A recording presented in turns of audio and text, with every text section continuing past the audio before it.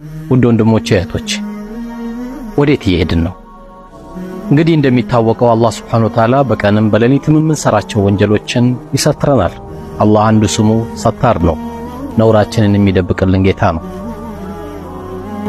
በዚህ ተቃራኒ ደግሞ የሰዎችን ነውር ደግሞ እንዳንከታተል ነብዩ አለይሂ ሰላቱ ወሰለም የወንድማችሁን ነውር አትከታተሉ፣ የወንድሙን አውራ ወይም አይብ ችግር የሚከታተል ሰው አላህ የራሱን አይብ ይከታተልበታል። አላህ ደግሞ የራሱን አይብ የሚከታተልበት ሰው ያጋልጠዋል። እኛ ስንት አይብ የተሸከምን ሰዎች እየሆንን ከፊሎቻችን ፎቶ እያነሳን ከፊሎቻችን ቪዲዮ እያነሳን የሰው ነውር የምንከታተል ሰዎች ብዙዎች አለ። ነገር ግን አንድ ሰው ከአንድ ሰው ቢቀያየም ይቅርታ ሊጠያየቅ ይችላል። በሚዲያ ያወጣህበት ዓለም ላይ ነውሩን ያሳየህበት ሰው በዚህ መልኩ ማስተማር የሚቻልበት አጋጣሚ እንደ እስላም አስተምሮ የለም።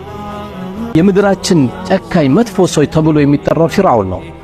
ፊርዓውንን ግን ሙሳ ወደ ፊርዓውን ሲላክ ኢዝሃብ ኢላ ፊርዓውን ኢነሁ ጠጋ ፈቁላ ለሁ ቀውለን ለይነን፣ ሄድ ወደዛ ድንበር ወዳለፈው ለሱም በለው ስትነግረው ግን ለይነን ለስለስ ባለ መልኩ አለ። ምድር ላይ የአላህ ቁጣ ይወረድበት የተባለ ፊርዓውን በእንደዚህ መልኩ ቁርአኑ ከነገረን እኛስ ወንድሙና እህቶቻችን በመልኩ ነው ያስተማርን ያለነው። ወጀዛኩሙላህ ኸይር።